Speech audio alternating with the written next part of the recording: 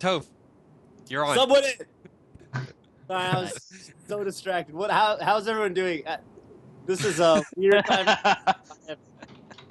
It is 9:30 in the morning where I'm at, and I would imagine it's sometime in the evening for everybody else. But I'm joining everybody from Singapore for this exciting episode of Million on Me, where we'll be talking about Smash Pad and 20XX Tournament Edition, and a bunch of upcoming tournaments ramping up towards the summer, whatever we're doing, and yeah, I don't know. Who's got the agenda? I'm kind of out of the loop. Who's got the agenda? Here it is, everybody in chat. I got the agenda. And you, guys. So, Toph. So, how are you doing in Singapore? What's up with it? Pretty good. My cousin's getting married on Saturday, that's right. So I'm out here. I kind of sadly, after NorCal Smash's own Jackie and Luis rescheduled their wedding to this weekend, I'm unable to attend that, because I've been scheduled to come out here for months. I will be going to that, so I'll let you know how that goes. Cool. Second NorCal wedding. Yeah, that's right. NorCal. Right. Are there going to be setups at this one? There's going to be one setup. We were told that we were allowed to bring our controllers. Oh, really? We would have to leave it in the car during the ceremony. Oh, of course. Oh, God. Can you imagine the ceremony pictures framed for eternity with the GameCube controller in the background? Yeah. Yeah, that would be. Who did we say was gonna be the first one to jump on a wedding Smash setup? We had a bet, right? Like, we all had our pick for who would be the first one to jump on. Like, they couldn't resist the temptation. Mm-hmm. Okay. Well, we have all of NorCal this time around, or like think of like the popular NorCal players, and just let's all make a bet, and then I'll. This one's less. This wedding seems less, I don't know, exclusive, if you will, than Bobby's. Yeah. In terms of the people who are, yeah. Dude, I feel like it'd be. In my limited experience in NorCal, I feel like Brandon would be. I was gonna say Brandon. I think Brandon. Yeah, I feel like it'd be Brandon. No, dude, Brandon's officiating. I feel like he's kind of bashful about it, but it would be Brandon. I think Brandon's exempt because he's officiating it. Oh, is he really? Yeah. Yeah. Wow. Nice. Press 1 if you feel good for them. Oh my God, this sounds amazing. And then Phil's gonna do commentary on the side. Yeah. I'm just kidding about Phil, by the way, but Brandon is actually officiating it. Nice. Sheridan, are you gonna rock the non-sweatpants attire? Yeah, I'm not. I understand how the rest of the world works. It's just I choose to ignore it most of the time. Sometimes, I understand there are other people's wishes involved. Sometimes exceptions are made. Wait, so is Brandon actually officiating the wedding itself, or just the rehearsal? I guess so. The wedding. Oh, wow. Oh, so everything. Yeah. Oh. That's incredible. All right. I'll have my phone and I'll record sound bites. Yeah, dude, that's amazing. For Scar's wedding, we have the theme of the Melee of the Smash documentary. I remember that. Yeah. I thought it was pretty cool. All right, should we talk about things? Want to talk about actual stuff? Yes. On the agenda. You guys can all say that you're doing well, and we'll take that as noted. Yeah. Yep. So quit it. Who's that guy on the top right of our screen? Who wants to introduce? This guy. Who is he? I'm just some random that kind of found this guy Colin wandered in here. Oh. Well, hello, Wanderer. Well, my name is Dan Salvato, and I am the developer. I am the developer of 20XX Tournament Edition, which was announced yesterday through a trailer, which I hope you guys checked out, and I hope you liked what you saw. Mm-hmm. It's a very well done trailer. I liked it. Thank you. Mm-hmm. Should we start with that, or let's just do some PSA stuff first? I assume the agenda order never actually happens. So I don't know what you want to start with. Well, what about any PSAs? I got no PSAs. All right. Sheridan. I have a spin-off little show coming up. I think it's just gonna be a YouTube only. If you guys are familiar with Thorin and Thorin's Thoughts, I'm gonna be doing a show. I'm gonna be doing a YouTube series called Tafo Talks, where I'll just like talk about it's more gonna be player centric, and I like talk about a player. My first little webisode is gonna be like the legacy of Mewtwo King. So look for that on YouTube. Nice. All right. I have 3 small PSAs. First is NorCal Regionals signups end tomorrow. If you intend to go to that, probably none of you guys are, but that's okay. I'm not yelling signups. I'm going NCR. I'm going NCR, Sheridan. Thank you, Toph. You're the Me man. and my roommate are teaming. We're gonna take some names. Nice, dude. That's all I gotta say. You and Eric? Yeah, me and Eric. We're becoming an official team. All in. That's All that. right. And then I'm not yelling signups end like a week from Friday or something like that. So sign up for that because Armada's coming. Isn't that insane? Wow. Okay, so Armada and any other gods confirmed? We are working on Leffen. We're working on it. Mango, no. Mango's no. Mango is an enigma. Is he gonna go commentate again? We don't know if he's coming or what God he will be doing if he actually comes. I think he's just gonna come and commentate, but who knows? Right. Ugh. All right, and then my last PSA is I'm going to write an MIOM article on how to seed your tournament, and that should be out next week. Good. Okay.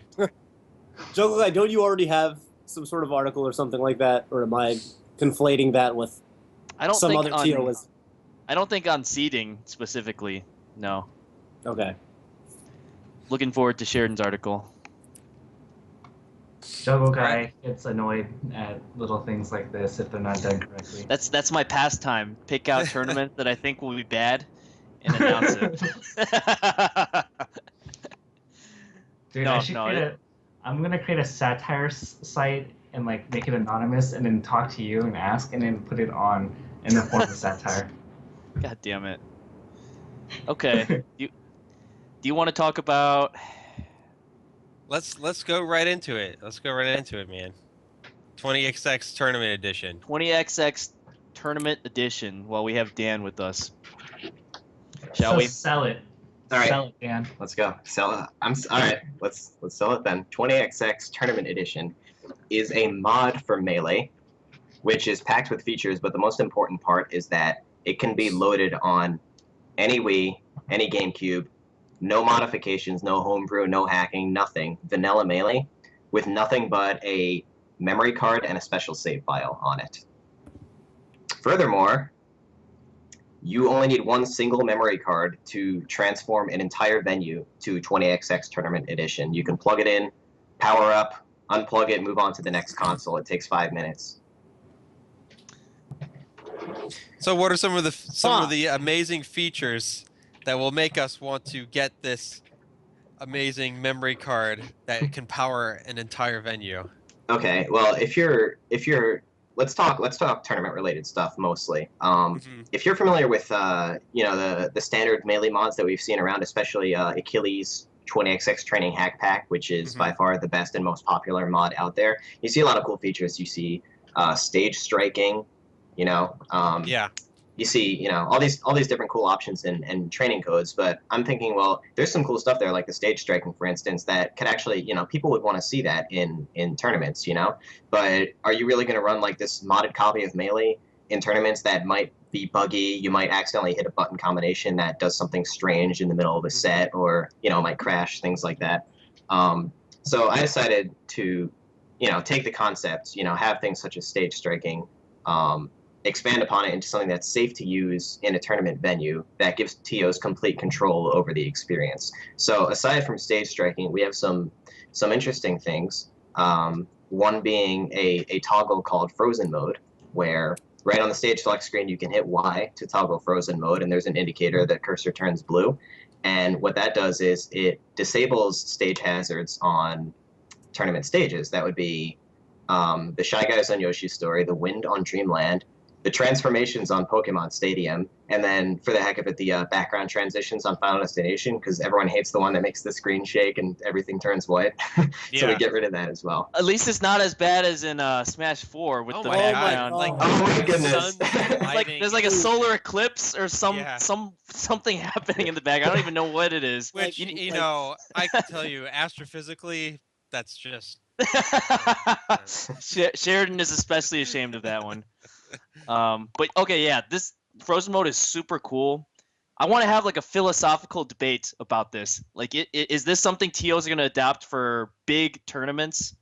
This the first thing that comes to mind. This is my question: who is going to be the first TO to host a regional? Yes, whoever the first one is going to be pretty gutsy, because like I know, like, I guess popular consensus is the transformation on Stadium, you know, we could use without them, but that's a pretty big change, right? You know, fundamentally to the game. Like that's crossing a line that hasn't been crossed before. Right. Like we haven't been modding stages or anything. Yoshi's will be weird with no. I know, right?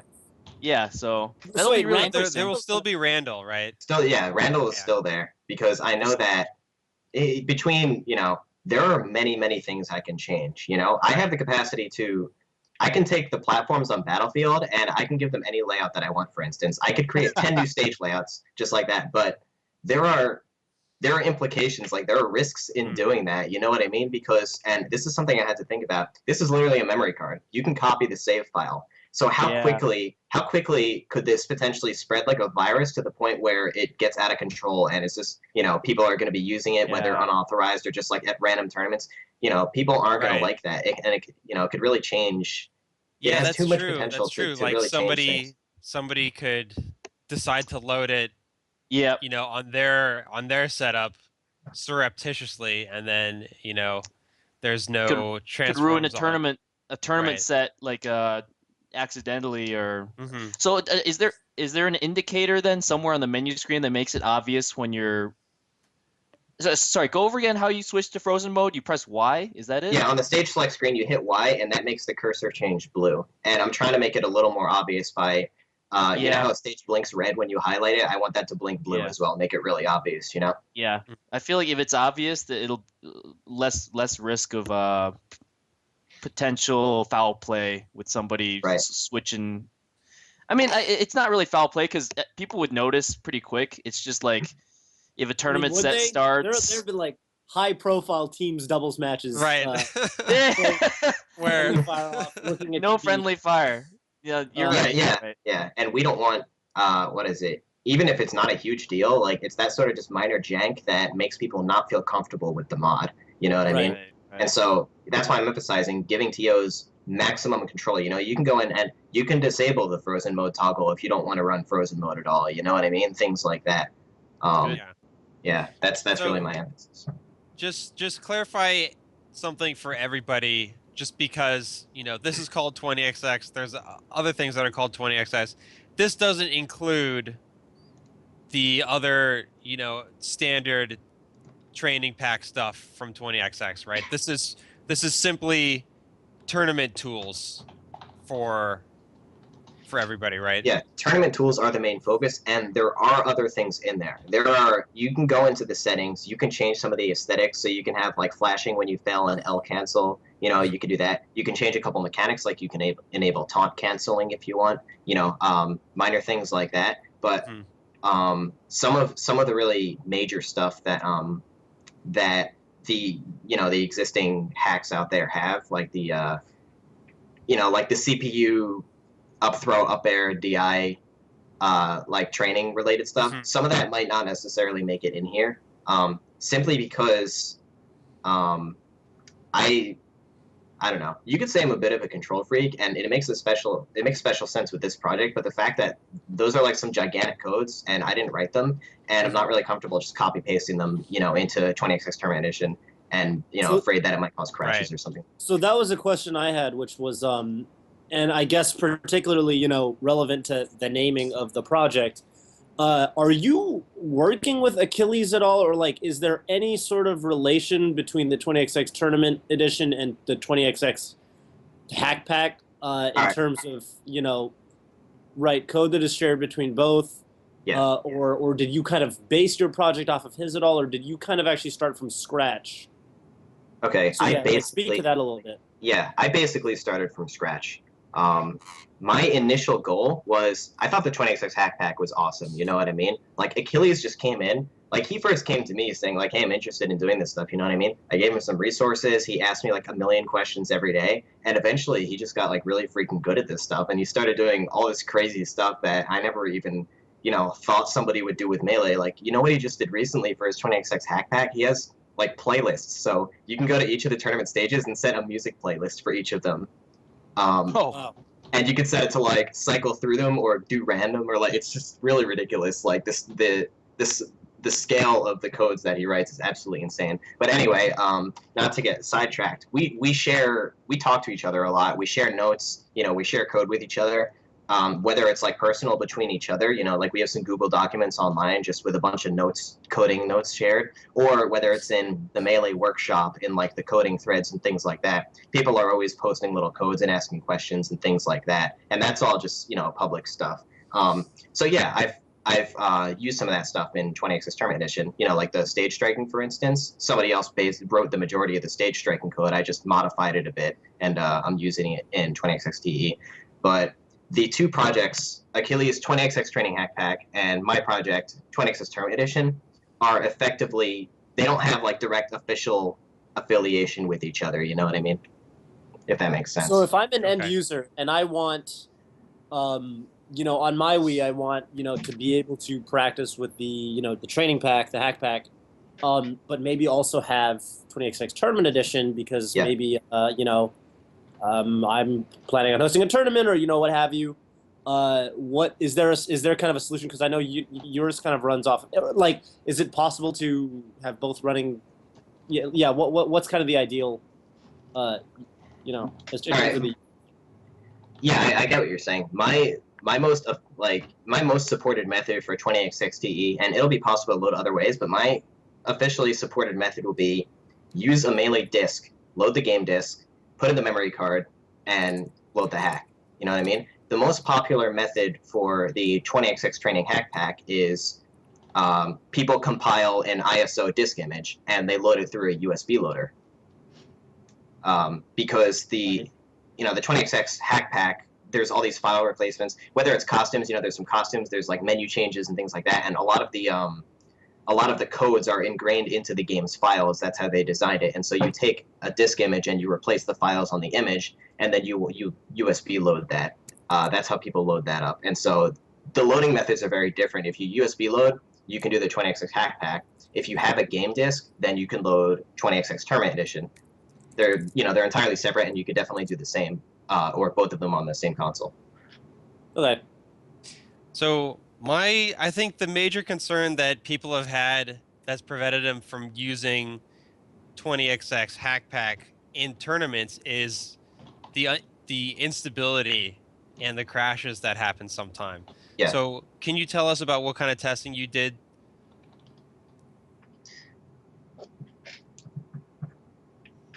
Basically, so much of my code that I'm doing, you know, and this is a little hard to explain from a non-technical standpoint, but the fact that I'm writing my code from scratch and I know the exact functions in the game that are being hit with my code means that, like, I know the specific case scenarios to test because I know when that function is being hit in the game, you know what I mean? So I do a bunch of testing in Dolphin, making sure that, first of all, my on-off toggle actually functions properly, because if you turn something off and it doesn't actually turn off, that's obviously a huge issue and it's going to mess with tournaments. So first I regularly test that. I reset, do the toggles, make sure it saves properly, do the toggle again. So I do that in Dolphin, the emulator, which I do most of my coding in. Then I move it to console and I do the same testing on console. On top of that, sometimes when I go to locals, I bring a developer copy with me to locals, and I test it on other people's consoles too. And then finally, one additional layer will be the closed beta that I'm going to run in May, where people can apply for the closed beta to get early versions of 20XX TE, so that we can actually see it field tested, and any potential bugs or flaws can be reported to me, so that I can fix them before there is widespread copying of this project. Okay. Yo, how do we apply to be a TO beta tester? Details on that will be revealed soon. I got so many people ask me so far, probably 20 different people asked me, and that's what I'm saying. Details will be soon. It'll be on the website. You're not going to miss it. Don't worry. Sweet. Excellent. So anything else? Another question I have is, how do you can save videos from this? Yeah, but, you can save replays. Right. So is that like the way that Brawl replays work, where it actually saves like instructions? Yeah. And then it has the game replay of that with those instructions instead of saving video? Yeah, it's the same thing, and it's like tasks. You know what I mean? You record the inputs and you play them back with the same random seed to make sure that random events synchronize. So it's pretty much the same thing.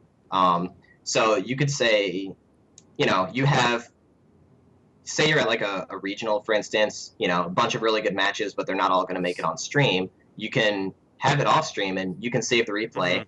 The TOs or whoever, they can take it home, play back the replay, and do a local recording of it and upload the match anyway, for instance. Okay. I think that's the most important use we'll see out of it. On top of that, players can save the replays of just their own personal tournament sets and study them later, which is another big plus. Yeah, cool.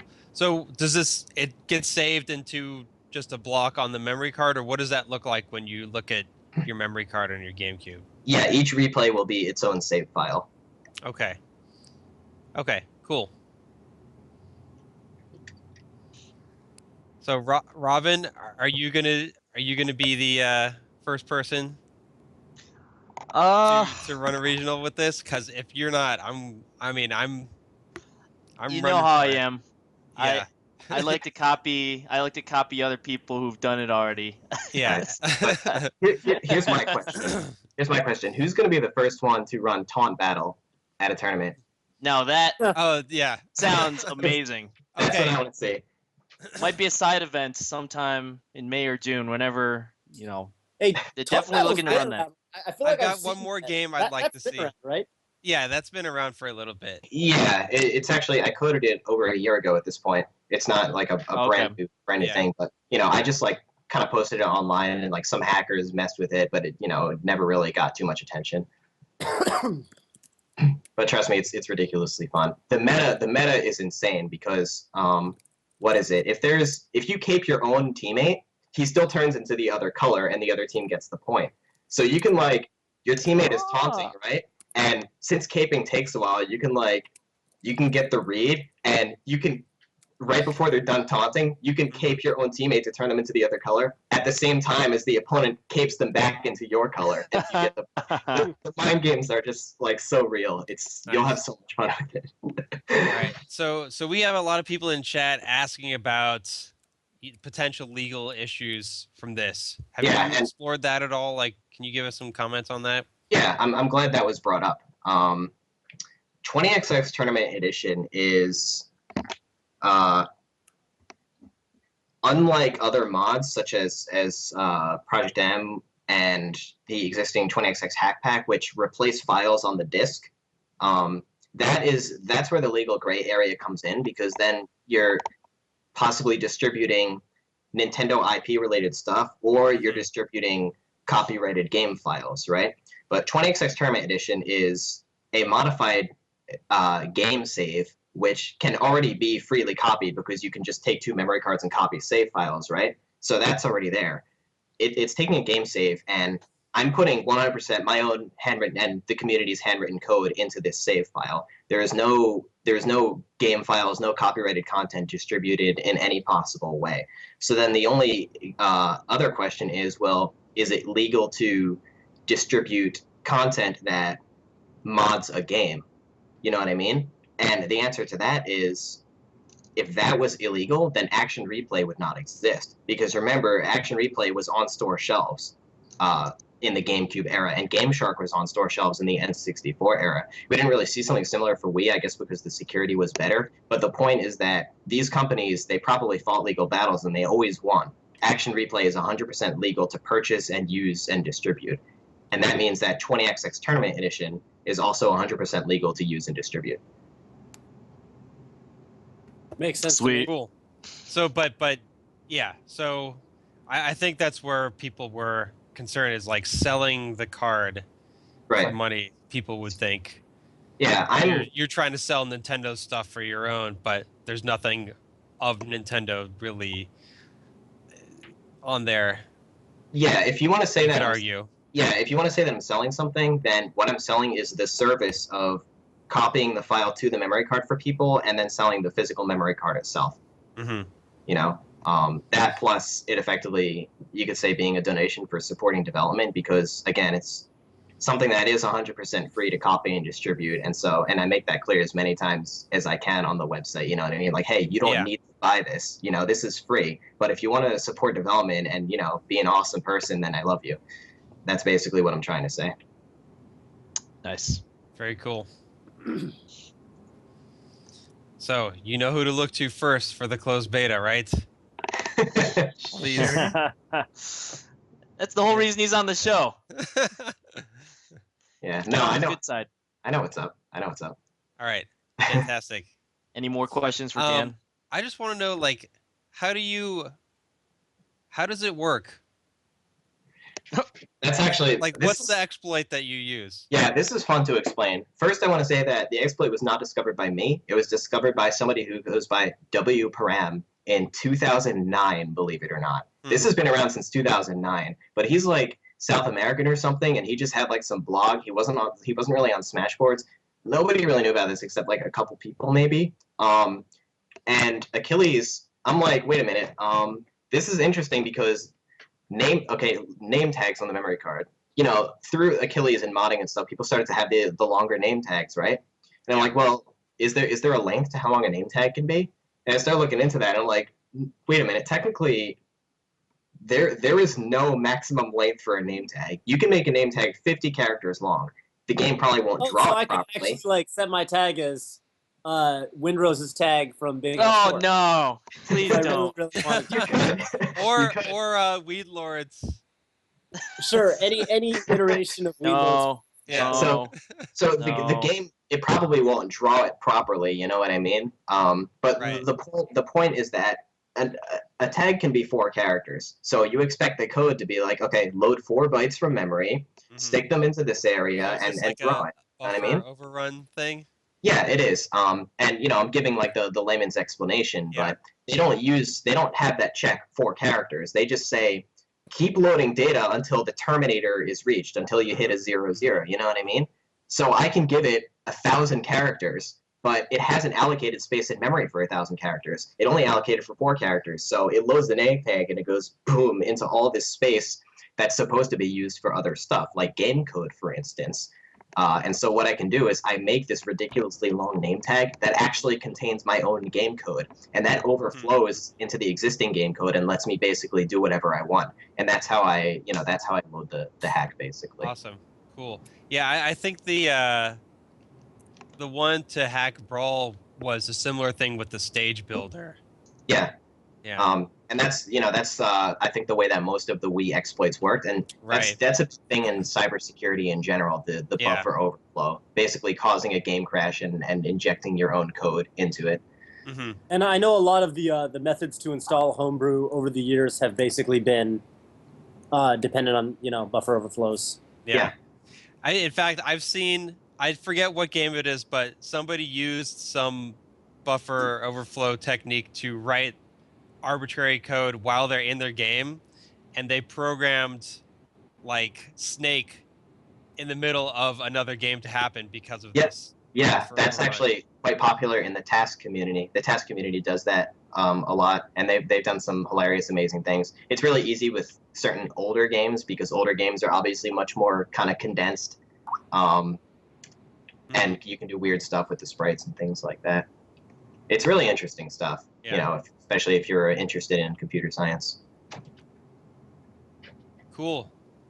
Anything else, you guys? How does the replay system work? So, like, in theory, you know, at tournaments, they have TOs, they put the memory card in one system, load it, then they take it out, put it in the next one, and they load all, like, 32 setups, right? Yeah. So to save a replay, do they need the memory card inside the thing to save? And also, number two, how does RNG affect it? Okay. Yeah, your first question, yeah. You're saving the replay to the memory card, so you have to insert a memory card first if you want to save it. Ideally, whatever player is playing the set, they could maybe have a memory card in their pocket. They can play the set, just plug in their memory card, save the replay, and that'll be the end of it, you know? Or the TO could come over and do it if they want to. So that's the answer to your first question. The second question is RNG, or the random number generator. And this is the thing that generally defeats this sort of functionality. How do you keep random events the same when you play back the replay? I've known how Melee's random number generator has worked for several years now. And the reason is my very first kind of Melee hacking project was to try to improve the synchronization in Dolphin's net play. And so I looked into the random number generator for that like years ago, you know? And I learned like how to disable it, how to take control of it. Something that I ended up never using, of course, until now. I'm like, wait, I could use this for replays, you know? And so what I do is when you save the replay, it actually saves the random seed that it generated at the beginning of the match to the save file. And the random seed keeps on updating, but it uses just the same mathematical algorithm every single time. So as long as you have the same initial seed, the calculations will be the exact same every time, and thus random events play out the same way. Yeah. Right. Yeah, that's actually really neat. I was I read I watched your video, the little update before you were ready to make the trailer, and I was thinking, oh yeah, that's actually a really interesting technical problem. Mm-hmm. Well, I'm certainly really excited about. Yes. I'm glad to hear that. Excellent work, Dan, and also, as a personal side note, I'm like super impressed with your. You said you edited the video yourself, the trailer. Yeah, I did. Wow, that is a really good. Really good it's a good trailer. Thank you very much. I'm actually just very, very impressed with you all around. Thank you. Yeah. It shows that I have too much free time. If you want to just stay in the chat and answer questions in the chat, that would be really cool. I think the audience has more questions, but I'll stick around for another 5 minutes or so. But I kind of have to go. But also, questions can be fielded to ask.fm. So I'm going to plug that in chat as well. If anyone has questions, feel free to hit up ask.fm/Dan Salvato. You can ask your questions there. I've been pretty good to answer. So that'll be, if you have the one-off questions, feel free to send them there. Sounds good. Cool. Thanks for coming on, Dan. All right, absolutely. It was fun. Thanks for having me, guys. And I hope to see you in the closed beta applications in the near future. Mm-hmm. Will do. You will, for sure. All right. Thanks, guys. Thank you. So, next we have some more Smash functionality to talk about, the Smash Pad app. And if you guys haven't seen this, you can watch the video right here that I'm linking in chat. Haven't actually seen the trailer yet. Well, I think is this a trailer? Yes. Okay. But it's a very nice encapsulation of everything that you can do with it. I'm saying this like I'm pretending like I didn't just watch this for the first time 20 minutes ago. That's okay. It's going to be a tool to help everybody find out what tournaments are going on Twitch right now, finding old tournaments, and a whole bunch of stuff for looking at frame data and things like that. It looks really nice and functional. I don't know if you guys have any experience with this, or talked to Praxis about it, or can fill in some more details. So Praxis has been consulting me because he wants the RSS for like Melee and Omni stuff. Mm-hmm. And I mean, the whole premise is that aggregation is really bad in Smash, and he just wanted to develop an app that lets you find whatever you need and not go to like 6 different sites. And so, very handy. He did this off the Kickstarter a couple months ago. And so it's in closed beta. I believe there are a lot of people in Washington testing it, and I think they're releasing an Android and an iOS version of it. I'm not 100% sure about that. So yeah, very cool. The trailer said it's iOS and then Android support is planned. I'm waiting for the Android port. Yeah, same. Being about that iOS. So if we go to that Northwest Majors tournament at the end of April, maybe we'll get to see that in action. Oh, practice is in Washington? Yeah. He still lives there, right, Toph? I don't know if you know. Yeah. I thought he lived in like Eastern Washington, right? Like he does. Yeah, he's Spokane. in. I don't know if it's Spokane, but it's around there. So. Okay, rad. Sweet. Yeah, I don't know if there's too much more to discuss right now. Just like help him get the word out because it looks pretty cool, and just judging by this spread trailer, the trailer around because it's like, and I think like part of the idea is it's also going to be, when you're at tournaments and you want to look up info about something on your phone, that's like super hard to do right now. Like you have to go to Smashboards, do some kind of search. What are you gonna do? Honestly, I would just go to Google and type like frame data this, and then hope the first result is actually the something. YouTube videos, It's really sad that there's nothing easier than just actually going to Google and typing, Marth frame data or whatever. Right. But the idea with this is you're gonna have like, kind of like Smash Wikipedia or Smash frame data all available on your mobile device. So that'll be pretty awesome. And I think this will be great to have at like the analyst desk. Ooh. So people can do all their fact checking and whatnot. Yeah. Sometimes some things slip through, but that's okay. All right. Agreed. So, yeah. Excited about that. So what's next? Evo rules. Should be a good one. So, yeah. What's the situation? Tomorrow, the Evo rule set is locked in, right? Is that right? I believe March 27th was the target date Mr. Wizard has been spouting off on social media about. Okay. And the Melee side of things, it's pretty straightforward. Like it's what it's always. It has been for the last few years. But the Smash 4 side of things, there is like, I swear, every day there's a new, like, 4-digit upvote topic on Reddit on Smash 4. Oh like, God, rule sets. So just this morning, first time I went on YouTube and I saw ADHD versus Nairo, the legendary match. Wait, I'm not in the loop on this. What made it so legendary? What happened? ADHD, and I'll link it in the chat. ADHD versus Nairo from Qatar. ADHD playing, and ADHD is not a extremely prevalent Smash 4 player the way he dominated in Brawl. But he played Villager with a set of customs that basically I've heard of this. Yes. Camped the ledge with pretty good success. And it looks, I don't know, it looks kind of beatable because actually it is a very close set. But it does look really, really strong and really, really frustrating to fight against.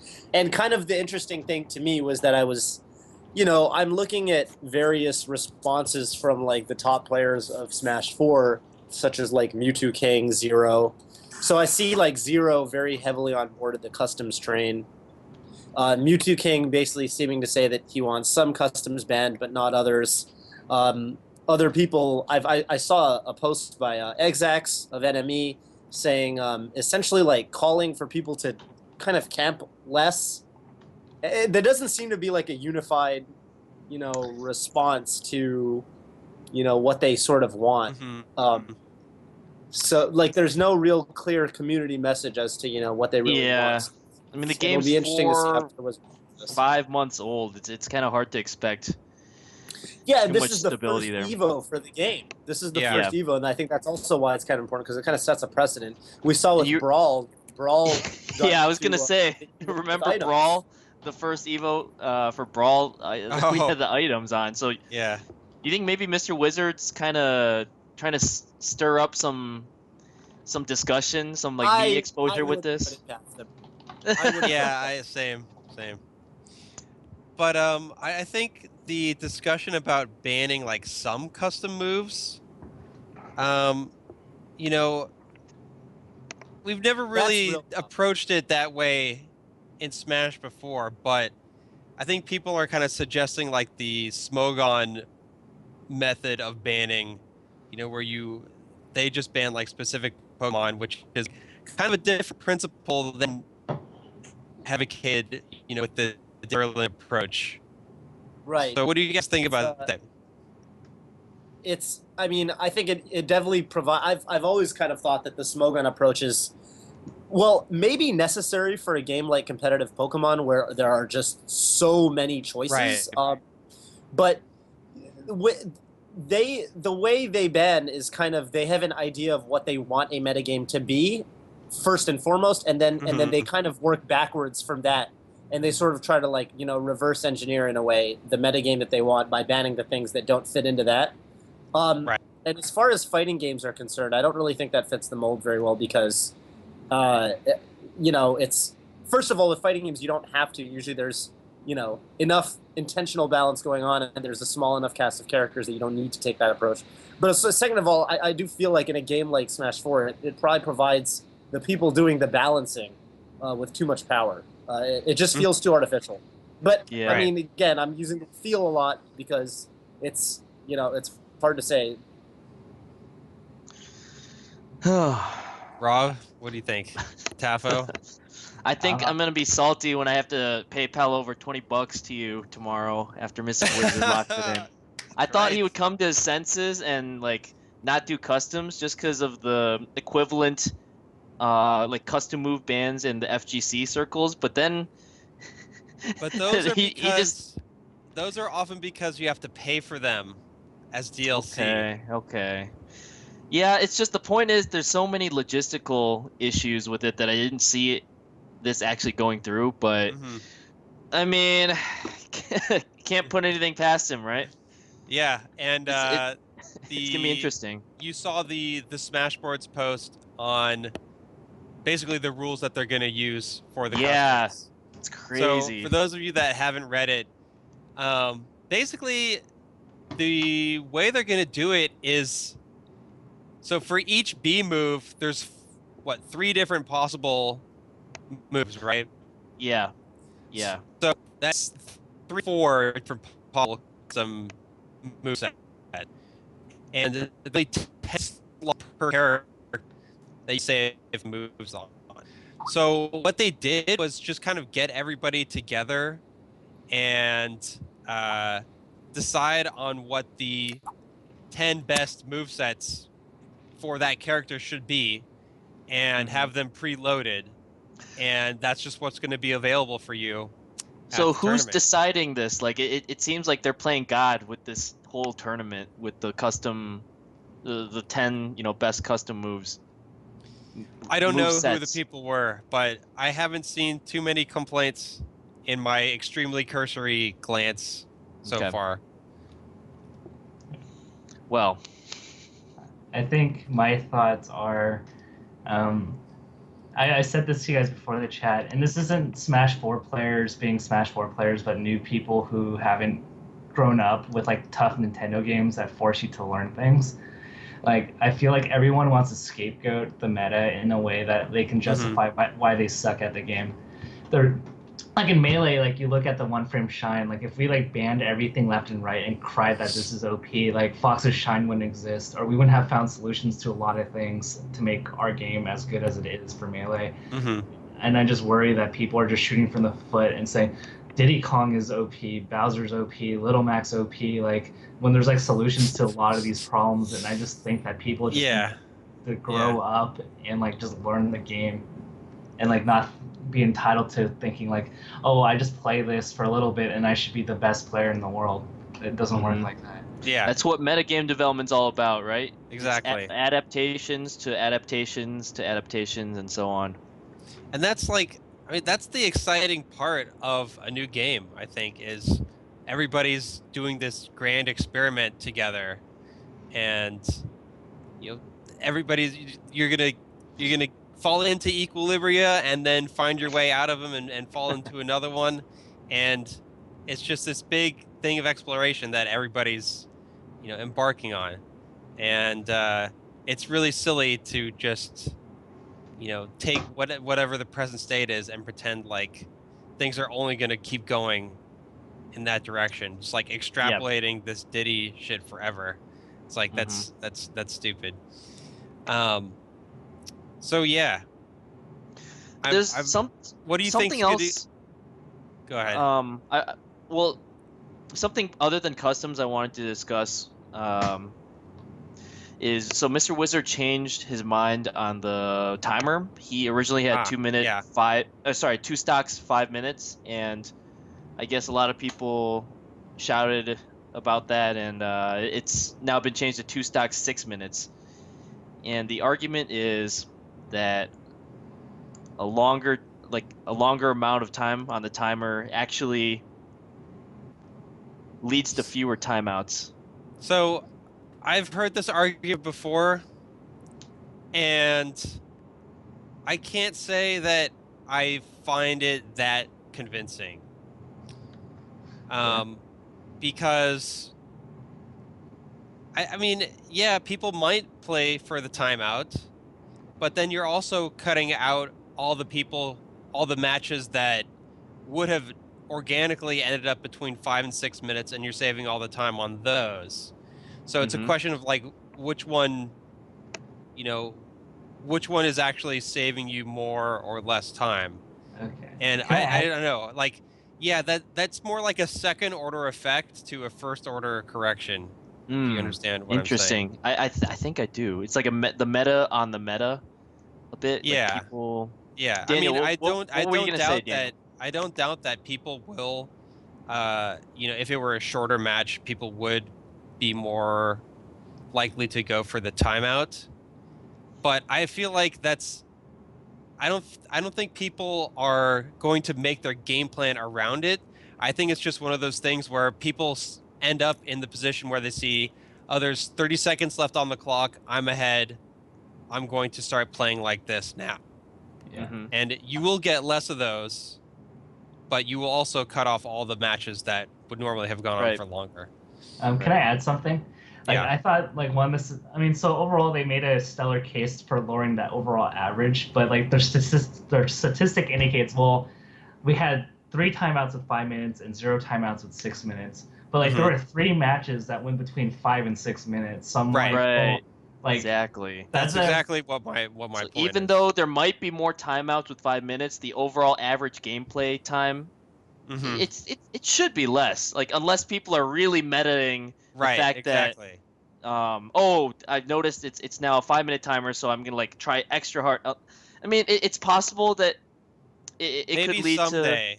to maybe someday, but like it's I don't buy the argument, the clever argument that has been going around for ages. I don't think there's been any like data to really support it. It's just like anecdotes and people shouting about it. I think it's just like a really small negative feedback on top of the initial effect. Right. Like, yes, that does happen, but it's not as much as the time you save from those other matches that ordinarily would go longer than 5 minutes. Well, to add, like they did some statistical analysis. It was like 150 matches, but you have to account for stage and character.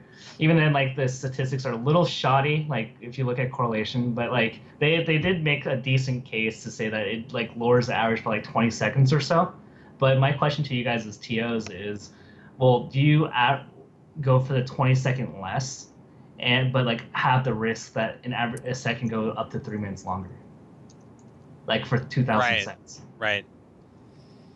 Like, what are your thoughts on that? Like, you lower let's say it was statistically proven that like the average is lowered by like 15 to 20 seconds a match, Like, do you account for that in the terms of the added liabilities that now you're adding? Here's the other problem with this whole argument about, oh, there's going to be less timeouts with 6 minutes. Well, then there's going to be even fewer timeouts with 7 minutes. There's going to be even fewer still timeouts with 8 minutes. Yeah. Where do you draw the line? You can't extrapolate this argument forever. Obviously, Yeah. that's why there's some equilibrium point where you're going to get a balance between the number of timeouts you want to have and the length of the set, right? Because it's not. And we have to use calculus to find that. Right. So right. just the length of the set argument is, I don't buy it at all.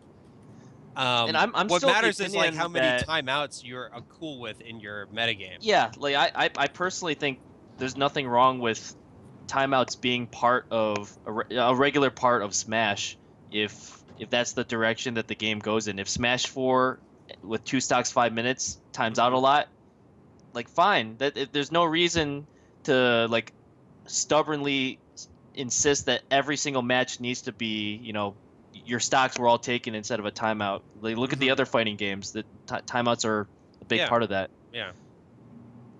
That's my stance.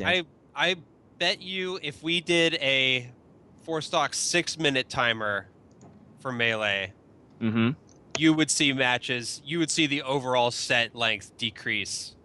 Yes, you'd see probably more timeouts, of course, but the overall set length absolutely would decrease. But I still think, I would love to see the stats on this, because not enough data yet. The only problem is there's so many confounding variables with stages and players and, metagame development, people's awareness of the rules, matchups, characters. It's really hard to draw like solid conclusions. The way you traditionally do that when you have so many confounding variables is you just get so much data that you can just average out over all that stuff. And it's going to take a long time. Until we have that data, there's still like that aspect of your personal experience and interpretation that goes into looking at the stats. Like people like to say stats don't lie, but I mean, there's always a step of interpretation between stats and, what matters to you as a human being. And I think people often forget that. So what do you think is the legacy of customs going to be after Evo? Oh man. I can't even begin to, because here's my problem. Like right now, tournaments that don't have gaming generations on board as an equipment sponsor can't do this. Like, am I wrong? Like they just can't do it. Logistically, it's not feasible. Well, you can take your, so what they're doing is you get a 3DS. Okay. One 3DS with all those saved customs can go to the Wii U's. Okay. But you can't go from Wii U to Wii U. It's only one direction for some bizarre Nintendo logic reason. Yeah, I'm saying at an Apex level tournament where you're gonna need like 50, 60 setups. Well, so without that accessibility to TOs for a long time, I don't know. Like, do you see Jabali's post about CEO running no customs? It's kind of the same deal, and I would lean towards no customs for now. As a TO, strictly from a TO perspective, it's just too much to deal with right now. Well, it's like you said, as a spectator, right? I love it though. As a TO, a very common move is to, kind of play off of what people are already doing. And given that there's no precedent for Evo to run customs at all, it's really interesting that such a huge scale tournament is going to be, the forerunner for customs and tournaments. I'm kind of glad that Evo's doing it. It's right. It's really interesting. It takes it off of our responsibility. Even though, I mean, we don't run that many Smash 4 events between all of us. But And- I'm still doing Smash 4 and NCR with customs with the help of all the amazing NorCal Smash 4. Let us know how that goes. Very I curious. definitely Who are the NorCal Smash 4 people in question? This guy DC, formerly DC, known I know as DC comes Bukowski up. on Ice. He writes for MIOM, right? Sometimes. Yes, Yeah. he That did. same He guy? actually just put out an article on MIOM about all that stuff. So Right. Go DC ahead comes and over check to my that place out. about once a week. We actually play a fair bit of Smash, so oh, okay. because he Nice. plays some Melee too. Yeah. Oh. So He, him and beat- Their first Yeah. friendly, Rough Beach. He got like a magical miracle tipper at 10% and killed Kalamazoo. It was really exciting. It happens. It was the You worst. know, Yeah, you can kill with the tipper at 0% puff on Yoshi's This was story. not Yoshi's. This was not Yoshi's. Oh, What? well, that's you don't have much excuse there. 10% on a non-Yoshi. Like what? What kind of DI was that? I don't know. You tell me. You're It's a beat. Bermuda Triangle DI. Yeah, Never dude. see him again. I think if you look at the grand scheme of things, like customs versus non-customs and 5 versus 6 minutes, like probably won't mean too much of a difference. I mean, you could have fringe cases where it might be an issue. I think my main concern is what I call Mewtwo King rules, because if you really think about it, like having like this many iterations of characters, the counterpicking process is going to be a nightmare. Like, So yeah, Yeah. the rule that I had, and I don't think anybody actually used this shit. And so I held the 3DS tournament at DU Foxwood and I made a rule about customs and shit for our 3DS tournament. Basically, the idea is that you can't switch your customs in the middle of. If you keep the same character, you can't switch your customs. I like so it. customs are part of the Yep. character counterpicking Yes. whole thing. I like Well, that. here's what they're doing. They're saying that you pick your character and customs at the same time, but like hear me out on the scenario. Like Mewtwo King like plays in top 8, right? He wins game 1, and then he goes like, crap, what are the range of characters that my opponent can play? And I have to ban at like a stage or two. I don't know how bans work. He like goes and thinks about it forever, finally picks it. His opponent goes like, oh, okay, I'll ban this stage. And then he like goes through an array of options, like things like for like another like a minute. Okay, like based on this stage and what he has, like what custom character do I want? And of course, he's gonna try to play him in friendlies Yeah. day before. Yeah. Try to scope out what custom movesets he's gonna be using. But like imagine that at Evo Yeah. like 2K50, because like each of those decisions are significant. Like you Right. It can't adds just- up. Yeah. It's a lot of time. You can't tell them to take. And I think right, accounting for what I like to call like the Mewtwo King use case is really important when it comes to things like this. Yeah. I think anyone who's ever hosted a tournament or Yeah. worked with the Right, guy knows the implication there. Yeah. Agreed. All right. So, well, there'll be more to report on that on our next show, which Yeah. I think will be after NorCal Regionals, Yep. It'll And be right just- before I'm not yelling. just before I'm Not Yelling. You The guys Eye should of the do a live Hurricane show for there, NorCal. or put something together. I'm not yelling. You should. Yeah. Yeah, we'll do That something. would be fun. They're doing an I don't analyst know desk. if Nick's gonna come and help us produce or whatever. Yeah. Yeah. It's quite a hike. I Yeah. don't know. So let's move on and kind of wrap this up by talking about the events that are happening this weekend. Yes. We got a big one up in New York. Neo Nebulous, that's their weekly, right? And this one's gonna have Leffen, who is apparently he apparently has family in the tri-state area, so he's visiting and he's attending a weekly. Similar thing happened a few years ago. Leffen came, visited family, went to a tournament, but he got bopped in a plot twist by Yes. G-Money and Matt.Zeb. So Wow. I believe this was 2012.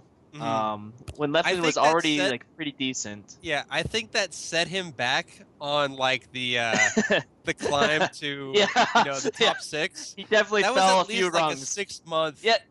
fall that he had to recover from, like in Is that delay. the toll that Matt.Zeb inflicts right. on, Yeah. Doesn't even- end careers, not but even, he yeah. impedes careers, right? Right. They were both off the. Wait, was G on the last MIOM top 100? I think No, he he was like the wasn't. first snub. He was on the I think first- he was yeah. No, the first snub 101. wasn't the first snub on our. He the first snub on our last one. He was definitely I a think snub. that's what it was. Yeah. Yes. So yes. 2 people that were not even top 100 MIOM. Yeah. Tragic. Oh god. So we're gonna have Leffen, the tri-state usuals like Zoo, Cactuar, Moon, Yeah. and DJ Nintendo, and I think some of New England's coming down too, like Slox and I think Matt.Zeb himself is gonna be Okay, there. if Matt sees he's on a collision course with Leffen in the bracket, I think Should he lose should just lose beforehand. on purpose to the guy Yes, before him. absolutely. Same with Yes, Jeff and Armada Jeff and at I'm Armada, Not yeah. Yelling. Yeah, Yeah. exact same thing. If you're on a collision course, just forfeit the round Hold before. You that got to L keep that forever. 1-0.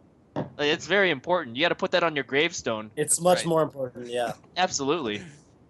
Yeah, I agree with that. Excellent. But do you So- see anybody even like taking games off Leffen at this? Moon. Hacks. Oh, Hacks won't be entering because he's Right. in rehabilitation. He's recovering from Right. his surgery. Which by the way I heard went well. So good Mhm. good stuff to him, and hope Glad to hear that. that recovery is speedy. Yeah. Zoo, do you think Zoo has a shot? I mean, Well, I we're talking about taking games. Yes. Yeah, taking games games. for sure. The tournament, kind of unlikely, but we'll see. Yeah. yeah, Leffen losing twice to the field. Hard not happening. hard to imagine. Hey, Unless he runs into G Money or Matt, it's not happening. Right. Leffen is extremely strong versus Falco, and I know Zoo is not the biggest fan of Falco versus Fox these days. Mhm. So, But you know what? I predicted a very similar thing at DU Fox with it, and it totally did not go the way I thought it would with Mewtwo King. well, Did you predict Mewtwo King to win? Do you Fox with it? Yes. I think most people did, though, right? Like he was the Yeah, only... yeah. I forgot that he was the only god there, right? So Yeah.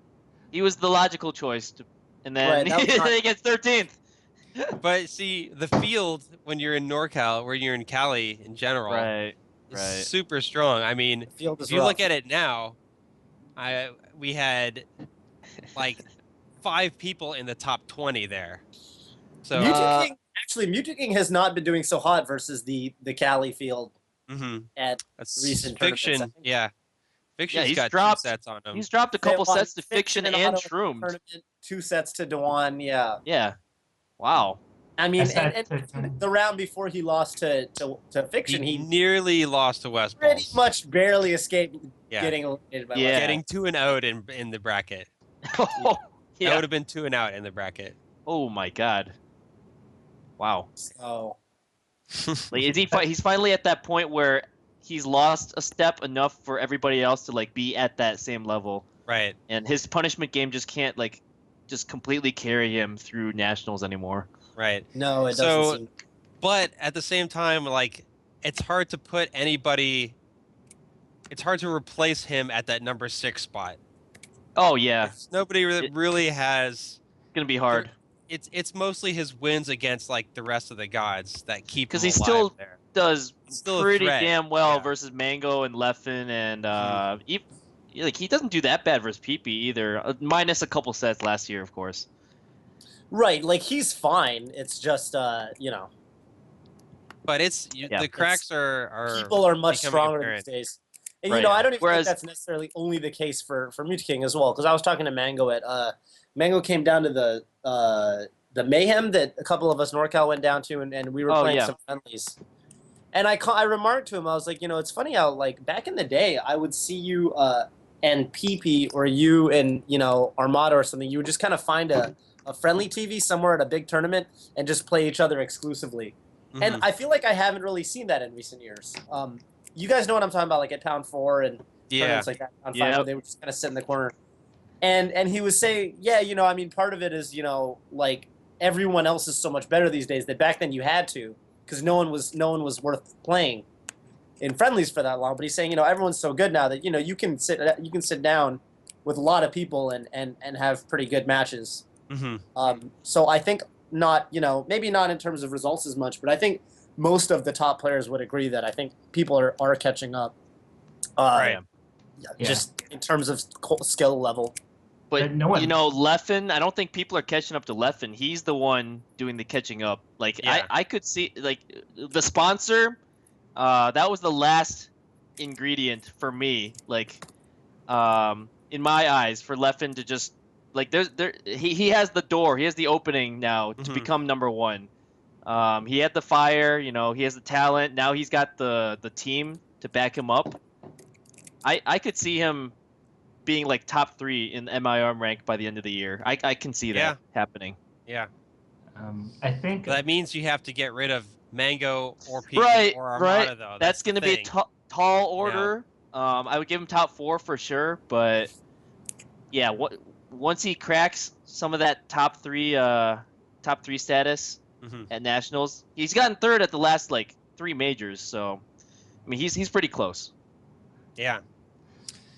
And I think Meaty King is that one guy, even if he falls to like 10 or 15th, like, I don't know, like 2 years from now, he's like that one guy you still would never really want to play. Like, oh yeah. like, I think that goes for like anybody except for maybe like Armada. Anyway. Yeah. Yeah. Any chance we'll see PC at this, maybe? Whoa. I wonder. You know what's funny? Well, I heard PC's going to that Arizona tournament next month. Like he's in the tournament title, unless there's some other PC. Like, no, that's got to be him. So, it's kind of weird that he would go to the Arizona tournament, but miss out on, a Leffen showing up in his backyard at this Nebulous. We'll see. So, something in your own backyard next week. Yes. Jab 3. Well, relatively, it's still a 4-hour drive. Welcome to the Midwest. That's close enough. Yeah, it's not bad. Closer than NorCal, SoCal. We have MIOM SFAT, our very own Zach Cordoni, invading the Midwest, and he's gonna face some really good competition. Most of the Midwest. Did you watch his matches last night? I did, and it was kind of eye-opening. I didn't think Thousand Dart would beat him, but SFAT got 3rd at the Wave Dash Wednesday. He lost to Dart in like semis. Yeah, he did. He got 2-0'd in semis, and then he lost a very close 3-2 set to Kells in losers finals. Yeah. Wow. I have abundant faith that he will take the one that matters. Yeah, I mean, he's definitely the favorite. I mean, he's gonna do it. That's all I'm saying. All right, let's go. MIOM. Yeah. Will your MIOM loyalty carry him through? That's or what I was thinking about. Go back. I'm generally a grimer when it comes to regional loyalty. Like, I remember back in the day. Like, I think at Show Me Your Moves 11, Dark Rain was playing Duck, and I'm not gonna lie, I was cheering the hell for Dark Rain. Like, we all know that, yeah. So character loyalty definitely over regional loyalty. Crew loyalty over regional. That's a little different. The long entry of yours on the Michigan Grime PR. Yeah, so no. If Zach was playing Falcon, I'd be 100% behind him here. But it's not quite that simple in this scenario. If he plays against Duck, I'm gonna be rooting for Duck this time. I see. No more entries on the Grime PR for me. Never say never. All right, and then Aftershock. Who knows about this one? It's an interesting turnout composition, because this is the big PM tournament that people have been waiting for, because a lot of majors aren't running it anymore. So they have something like 160 PM and then like barely 100 for Melee and Smash 4. Yeah. Right. So that's pretty interesting. PM beating both Evo games at this tournament. Yeah. Pretty interesting. I think that's kind of indicative of the Texas scene, like turning locator. They're putting in a lot of work, so I'm not too surprised there. For the Melee turnout, it's Axe and West Balls that are pretty much going to be shoe-ins for top 8. I don't see any of these other people posing a threat. Right. That is how it seems, yeah. But it'll be really interesting to see how top 6, top 8, what order that gets filled in. Gatsu, Arc, Mojo, Milkman. Oh, I hear Red is going, so I'll add him. I think really I might take Red out of all those people. MDVA going to Texas. That's like looking at this without Arc and Mojo there, I would have like zero idea where the tournament is geographically. That kind of gives it away. But yeah, how have the Axe and Westball sets gone recently? They've played a decent amount in the last few months. Anyone know? Isn't Westball's kind of like the Axe Slayer, or is that just? I think like, Westball. I thought so. Yeah, I thought so. Like that's the one Spacey that Axe just like. I think him and SFAT and Westballs seem to. Lovage. Yeah, and Lovage, I guess. Lovage was the original. Actually, Lovage was like the Axe Slayer before Lovage was even good. I remember when they were both coming up. Like and like that there was one tournament in NorCal where they placed like 2nd and 3rd or something. And I think like they were both upsets. Like neither one of them were supposed to be placing that high. Yeah. And even as early as back then, Lovage was beating Axe. So I don't know what it is. Interesting. Nick says Axe has won every time, so we got conflicting reports. I didn't understand what that was in reference to. Yeah, and Axe has won like the last 2 or 3 against Westballs. Westballs didn't win like Kings of Cali, but I think Axe has won very close sets, but I think it's been like 3-2 in the last couple, and Axe has had the upper hand. It's still close though. Sweet. Word. Okay. Good. Good info. All right, and then NCR. Anything else happening the week after before the next MIOM show? Because we got NCR not this weekend, but the next weekend. Easter weekend, right? Right. SFAT and Dewan are going to be there. Okay. Toph is going to be there. I'm going to be there. We got more customs. We got all the Smashmore Customs are going to be there. You know who's not going to be there? Westballs.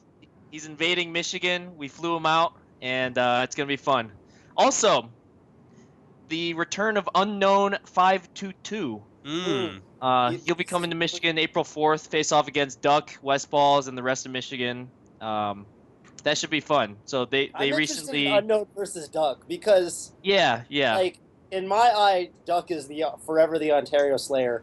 Dude, he totally is. Now, not only Ontario Slayer, he beat Kage and V-Wins twice. Right. So Canada Slayer, realistically, like a couple weeks ago, it's really just Kirby Kaze. Right. And I'm not gonna lie, I have no faith in Unknown to do it with Fox, but I know he doesn't mind going Sheik in that matchup, and I'm interested in seeing if he can do it with Sheik. So like 2 years ago, I would pencil in a loss for Duck, like, oh, he'll just get Sheiked, but like he has totally proven his worth in that matchup now. He's taken sets off Kirby Kaze, Samus Sheik. And almost won off Mewtwo King, so yeah, like you were there for like when he took 2 games off Mewtwo King, right? Yeah. That was absolutely crazy. He beat Kel's Sheik, which is like a longtime demon for him at Evo. So like that, I mean that's a big weight that's lifted off his shoulders. It is interesting to me, by the way, that you know, that Kel's Sheik is considered that much of a threat for Duck. But I guess Kel's plays in such a way that no, it is. And then he also this is kind of interesting. He had another mini demon in Dreffin, who had beaten him a couple times, just like laming him out as Sheik. But he finally beat him the last time Dreffin came to Michigan about a month ago. So like I think he's conquered that matchup in terms of like his mindset, right? Going in, he's not saying, oh, you know, God damn it, Unknown went Sheik. This is like a losing matchup for me now. It's like, no, I got this. Right. Newsflash. Okay. I don't want to say this is 100%. this indicates 100% or anything, but Mewtwo King clicked the going button for NorCal Regionals. Ooh. That probably means nothing. It probably means Right, it probably okay, means like he's just following. he wants to post advertisements for like his stream and Twitter and Facebook. Right. Because you have to Yeah. click going in order to post inside Right. the Facebook event. You can't click maybe to do that. You can't. You can. Man, That's strange to me. I don't know about that. Huh. I know you can't click decline and then post. Right. And Kevin Toy is going to be there, and Zero will be there. I don't know if he's going to play Melee though. He's not But if playing he Melee is- at Aftershock the week before, so I think see. that probably doesn't bode well for his Melee entry at NCR. Okay. All right. Cool. Anything else? Chat? Stop with it. Stop with it.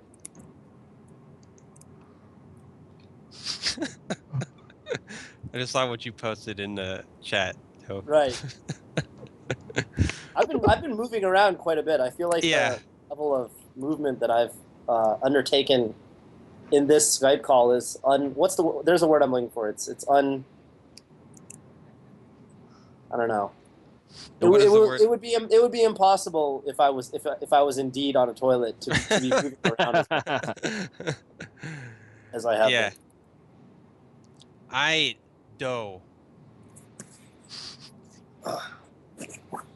I think that's it. I think we're good. I'm cool with ending it here. Toph, you got to go pretty soon anyway, right? Yeah, it's about lunchtime, and I got family plans. What are you gonna Go get? your lunch, Singapore. I don't know. Seafood, I think. Nice. Cool. Yeah. I've heard amazing things about food in Singapore. Yeah, it's really good. It's like a big deal. People got their spots. Mhm. They rep their spots. Dude. All right, man. I'm out of here. All right. Once again, a plug for internet Dan Salvato's 20XX Tournament Edition and Smash Pad, brought to you by Praxis. Everybody check those out when they drop. I'm out, so peace. Peace, All homie. right. Peace out. All right. I'm pretty That's tired. it. Yeah, I'm not tired. I'm gonna go play Smash. Too many meetings today at work. Oh, dude, and you know then- what I did today? What? You know what what's I up? did today? What'd you do? I helped Homemade Waffles get his car. You helped him get his car, Yes. as in. He bought a new car. Oh, okay. And it's a manual, but he doesn't really know how to drive manual yet. So I went over to the place where he got the car, and then he drove my car to his house, and I drove that car. And then we went around the block a couple of times to make sure he could drive it enough to practice on. And then I Nice. drove home. So that was like a 6-hour adventure. But the man is so happy to have a car, and I'm very happy for him.